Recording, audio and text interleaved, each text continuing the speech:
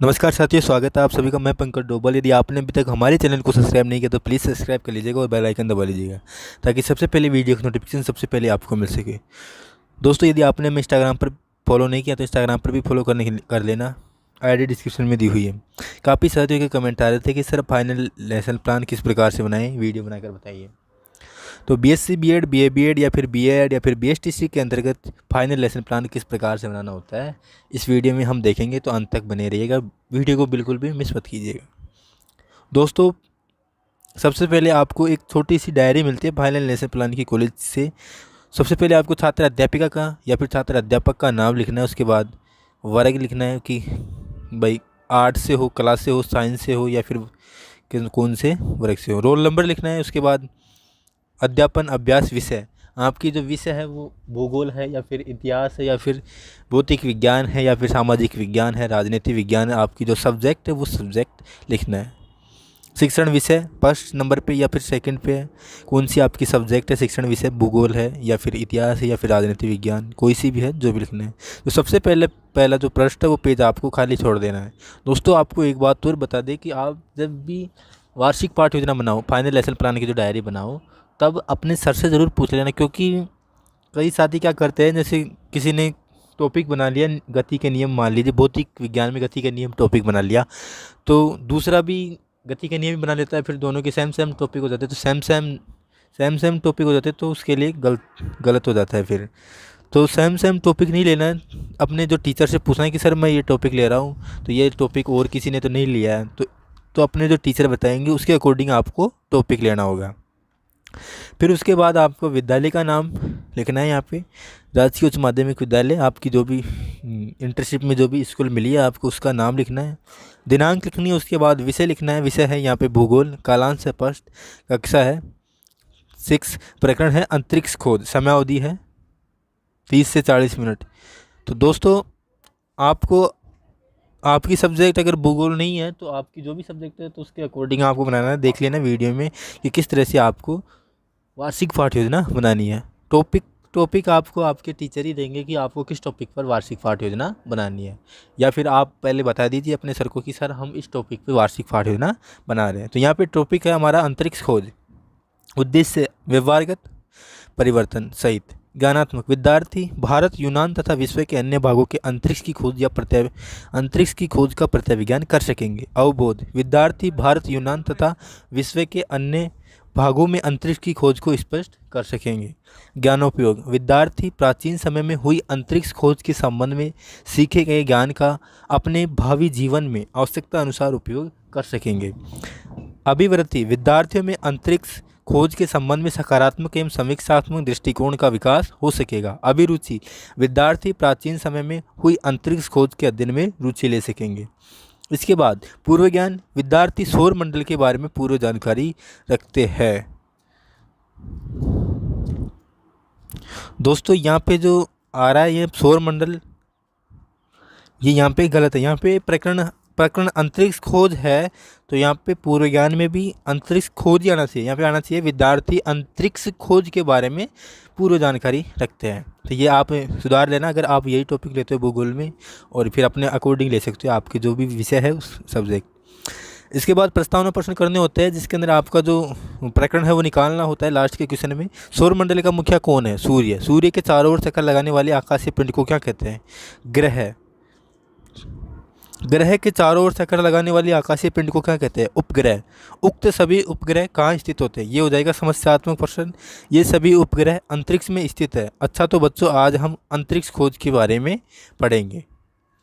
इसके बाद शिक्षण बिंदु आता है।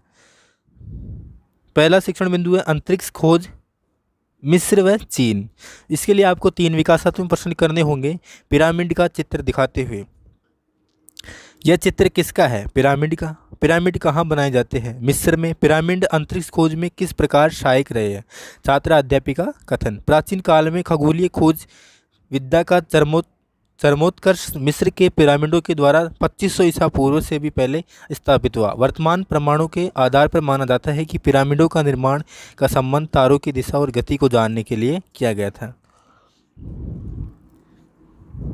सीजा के महान पिरामिड का ध्रुव तारे की सिद्ध में होना इस मत की पुष्टि करता है। चीन में खगोलीय ज्ञान की शुरुआत ईसा पूर्व की 6वीं शताब्दी से आंकी गई है। वैज्ञानिकों का विचार है कि दुनिया की सर्वप्रथम तारों की तालिका चीन में ईसा पूर्व 4वीं शताब्दी में तैयार हुई। इसके बाद बोध प्रश्न करने हैं, सीजा का पिरामिड किस तारे की सिद्ध में है? ध्रुव तारे की। चीन में खगोलीय ज्ञान की शुरुआत कब मानी जाती है? ईसा पूर्व शताब्दी। दोस्तों यहाँ पे 5 कॉलम बनेंगे, जैसे यहाँ पे एक कॉलम बन गया शिक्षण बिंदु का, एक कॉलम बन गया छात्र अध्यापिका क्रिया का, एक विद्यार्थी क्रिया या शिक्षार्थी क्रिया, शिक्षार्थी, तो वो उसका बनेगा एक कॉलम। और उसके बाद विधि प्रविधि का बनेगा एक कॉलम, एक कॉलम श्यामपट्ट सार का बनेगा। तो विधि प्रविधि में जैसे प्रश्न पूछेंगे तो प्रश्नोत्तर विधि हो जाएगी, व्याख्या करेंगे तो व्याख्यान विधि हो जाएगी। और कक्षा उपयोगी सामग्री है वो श्यामपट्ट, चौक, डस्टर, संकेतक, ये सभी है। तो इस तरह से आपको श्यामपट्ट सार में श्यामपट्ट पर लिखते हुए समझाते हुए चलना है। इसके बाद अगला शिक्षण बिंदु है यूनान में अंतरिक्ष की खोज। विकासात्मक प्रश्न, भारत के बाहर प्राचीन काल में कौन कौन सी मुख्य सभ्यताएं विकसित हुई है? मिस्र की, यूनान की। यूनान के समय पर कौन कौन से महान विद्वान हुए? प्लूटो। इन विद्वानों का खगोलीय विकास में क्या योगदान रहा? निरुत्तर। छात्राध्यापिका कथन, यूनान में 4वीं शताब्दी से खगोलीय ज्ञान विज्ञान का विकास होने लगा। यूनान के महान विचारक और दार्शनिक प्लेटो और अरस्तु तथा उनके बाद ईस्वी सन की 1वीं सदी में टोलेमी ने भी पृथ्वी को केंद्र में रखते हुए यह बताया कि ब्रह्मांड पृथ्वी के चारों ओर वृत्ताकार मार्ग में चक्कर लगाता है। यह धारणा 16वीं शताब्दी तक बनी रही, जिसे कोपरनिकस ने गलत साबित किया। ईसा पूर्व शताब्दी में इराटोस्थेनेस ने पृथ्वी की परिधि का सही आकलन किया। इसके बाद बोध प्रश्न करने, यूनान में खगोलीय ज्ञान विज्ञान का विकास कब होने लगा? 4वीं शताब्दी में। टोलेमी का पृथ्वी के संबंध में क्या विचार था? ब्रह्मांड पृथ्वी के चारों ओर चक्कर लगाता है।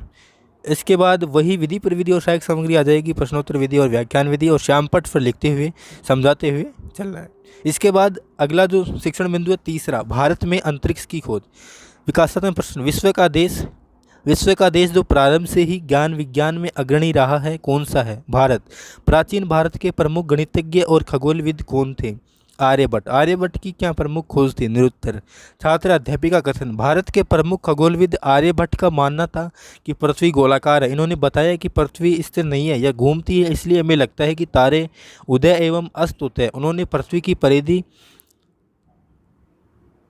24,835 मील बताए। उन्होंने चंद्र ग्रहण का कारण चंद्रमा पर पृथ्वी की छाया पड़ना बताया, जो सही है। इन्हीं के नाम पर भारत के प्रथम कृत्रिम उपग्रह का नाम आर्यभट्ट रखा गया। दूसरे विद्वान भास्कराचार्य मानते थे कि पृथ्वी गोल है तथा अपने गुरुत्वाकर्षण के कारण सब चीज़ों को अपनी ओर खींचती है। इससे स्पष्ट है कि भारत में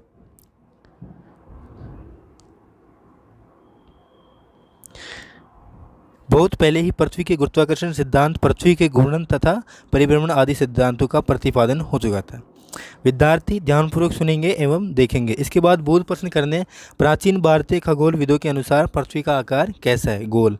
भारत के प्रथम कृत्रिम उपग्रह का नाम किसने और किस नाम पर रखा गया? आर्यभट्ट।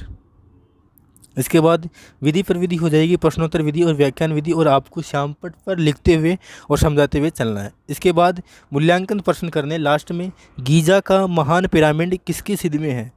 ऑप्शन देने हैं 4, इनमें से एक को टिक करना है। यूनान में महान दार्शनिक खालिस्तान हुए थे। पृथ्वी का आकार आयताकार है। मिस्र में पिरामिडों का निर्माण क्यों किया गया था? प्राचीन भारतीय विद्वान आर्यभट्ट ने चंद्र ग्रहण का क्या कारण माना था? इसके बाद आपको लास्ट में गृह कार्य प्रश्न देना है, एक आर्यभट्ट पर संक्षिप्त टिप्पणी लिखिए। इसके बाद आपकी जो भी कमियां होगी वो पर्यवेक्षक टिप्पणी करेंगे। यहाँ पे जो कमियां, आपको टॉपिक लेना है जो इजी लेना है, क्लास के अकॉर्डिंग लेना है। यहाँ पे टॉपिक लिया है, ये कक्षा 6 के अकॉर्डिंग नहीं है, बहुत ही कठिन टॉपिक है, तो आपको अपने अनुसार लेना है, इजी टॉपिक लेना है। वहाँ पे वार्षिक लेसन प्लान में प्रस्तुत करने समय कोई भी समस्या ना हो, कोई भी अगर क्वेश्चन पूछे तो आप बता सको, इस तरह का टॉपिक लेना है। और टॉपिक लेते समय अपने सर से एक बार ज़रूर पूछे। धन्यवाद। जय हिंद, जय भारत।